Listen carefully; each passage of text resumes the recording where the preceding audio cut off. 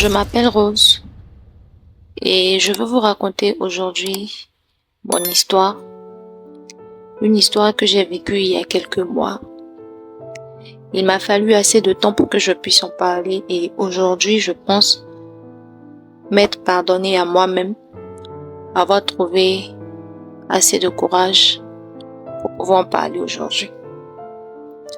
Alors cette histoire que je vais vous raconter, j'espère que elle pourra servir de leçon à certaines jeunes filles. Et pas seulement qu'aux jeunes filles, à tout le monde d'ailleurs.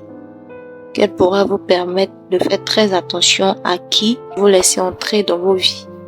Et qu'elle vous permettra aussi de comprendre que dans cette vie, il n'y a pas que l'argent. L'argent ne fait pas tout. Et que la facilité mène souvent à de nombreux problèmes. Alors, je suis Rose. Il y a quelques mois, je travaillais en tant que serveuse dans un très grand restaurant de la place. Un restaurant où on recevait généralement des personnalités du pays, des cadres, des gens qui ont un peu comme on aime le dire chez nous. Et voilà qu'un jour, étant au travail, on reçoit un homme avec des amis à lui qui étaient venus pour se restaurer et passer un bon moment. Et c'est moi qui m'occupais de leur table. Alors après, il me fait comprendre que il a beaucoup aimé mon service, la manière dont je me suis occupée d'eux, de leur table et tout, et qu'il souhaiterait me revoir. Donc sans hésiter, moi je lui donne mon contact, étant donné que j'avais déjà apprécié la personne, sa sympathie, sa manière de parler, sa gentillesse. Ça m'avait déjà captivé, donc j'ai pas hésité à lui donner mon contact. Et le même soir, il m'appelle et essayons de fixer un jour de rendez-vous. Et moi, sans hésiter, j'accepte. On devait se voir le lendemain, étant donné que je ne travaillais pas et que lui aussi, donc on s'était donné rendez-vous. Donc le lendemain, on s'est retrouvés dans un restaurant. On a papoté, on a longuement bavardé, on a mangé, c'était bien. Et il a demandé à ce que je l'accompagne chez lui, que je connaisse sa maison. J'ai pas refusé et nous y sommes allés. Et faut dire que il habite dans une grande cité et une fois là-bas, la chose qui m'a paru bizarre, c'est que la maison était assez grande et qu'il ne vivait qu'avec son gardien. Il était tout seul dans cette grande maison-là. C'est un duplex et il était tout seul dans la maison. Ça m'a paru quand même assez bizarre et je lui ai posé la question de savoir s'il n'avait pas de frères, de sœurs ou de famille qui venaient là ou qui pourraient venir vivre avec lui. Il m'a dit que non, il aime bien être seul et qu'il n'aime pas le bruit, raison pour laquelle il aime la solitude et tout. Chose que j'ai bien compris, étant moi-même une personne assez calme de nature et qui aime assez le calme. Donc, je l'ai très bien compris. Donc, une fois chez lui, on a bavardé encore et encore. Personnellement, je ne posais pas trop de questions. C'est lui qui me posait beaucoup plus de questions, qui voulait savoir, qui voulait connaître plus ma vie, savoir ce que je faisais exactement, hormis le travail que je fais et tout. Donc, on a assez papoté et ensuite, il y a eu ce qu'il devait avoir, ça s'est passé. Et avant de rentrer chez moi, il m'a remis une enveloppe qui contenait une somme assez importante quand même.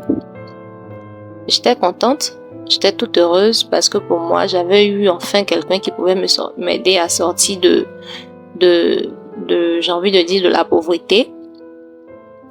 Et j'étais contente. Et il m'a même fait des promesses, faut le dire, il m'a même fait des promesses parce que j'avais pour projet de me réaliser moi-même, faire des activités, d'entreprendre dans des activités, voilà, où je serais moi-même responsable de tout. Donc je lui en ai parlé et il m'a promis que c'était comme si c'était déjà fait parce qu'il allait m'aider à réaliser tout cela. Et donc, quand il m'a remis l'enveloppe, il a mentionné une chose qui m'a semblé un peu bizarre, mais qui m'a pas inquiété tant que ça.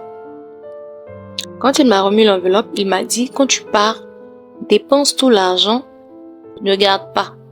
Dépense tout l'argent, achète-toi tout ce que tu veux parce que de toute façon, si tu en as besoin, tu peux juste me dire, je t'en donnerai davantage.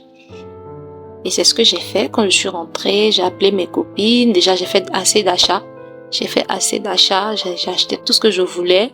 Je me suis fait plaisir et j'ai appelé mes amis. On s'est fait aussi plaisir. Vraiment, elles étaient toutes contentes. Elles étaient contentes parce que selon elles, on avait trouvé enfin la personne qui allait venir nous aider et tout. Et c'était comme ça. Chaque fois quand on se voyait, il me donnait tout le temps des enveloppes. Et chaque fois que je prenais ces enveloppes-là, il insistait sur le fait que je devais dépenser.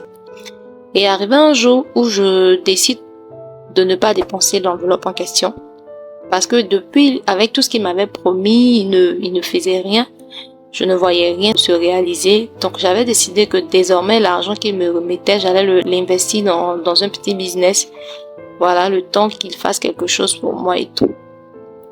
Et donc je remets l'argent à un ami qui allait me fournir des vêtements à vendre. Et mon ami en question, il a pris l'argent. Il m'avait pas encore remis mon colis. Et chose bizarre, quand il a reçu l'argent, il a perdu l'argent. Quand il m'a contacté, mon ami, il m'a dit qu'il savait pas comment il s'était arrangé, mais il avait perdu l'argent que je lui avais remis et que c'était un peu, il s'excusait et tout. Donc moi, quelque part, je comprenais un peu ce qui se passait. Je comprenais un peu que c'était certainement parce que je ne devais pas faire quelque chose que j'ai fait, raison pour laquelle mon ami avait perdu la somme d'argent. Et après ça, j'ai fait encore ma têtue. Je lui ai encore remis une somme et il a encore perdu cette fois-ci. Et là, ça m'a confirmé que c'était vraiment ça le problème. Alors là, j'ai commencé à avoir des doutes sur celui que je pensais être mon homme. Mais je n'ai toujours pas posé de questions sur la provenance de tout cet argent et tout parce que moi, j'étais en confiance. Et il arriva le jour où mon homme me demandait de faire quelque chose d'assez bizarre. Il demandait à ce que on ait des rapports dans ma période de menstrues, chose que j'ai trouvé très très très bizarre parce que c'était jamais arrivé auparavant. Et ce qui m'a paru le plus bizarre, c'est que il m'a précisé que ça devait se passer le deuxième jour de mes menstrues. Le deuxième jour, et il s'arrête pas là. Il me dit encore que après ça, après qu'on ait eu des rapports, faudrait que la protège que j'aurais utilisée ce jour-là reste avec lui après nos rapports.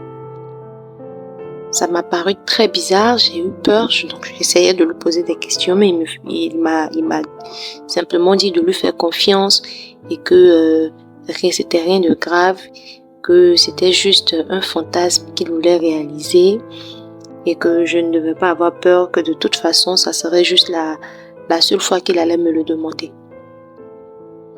Donc, étant donné que j'avais confiance en lui, j'ai accepté.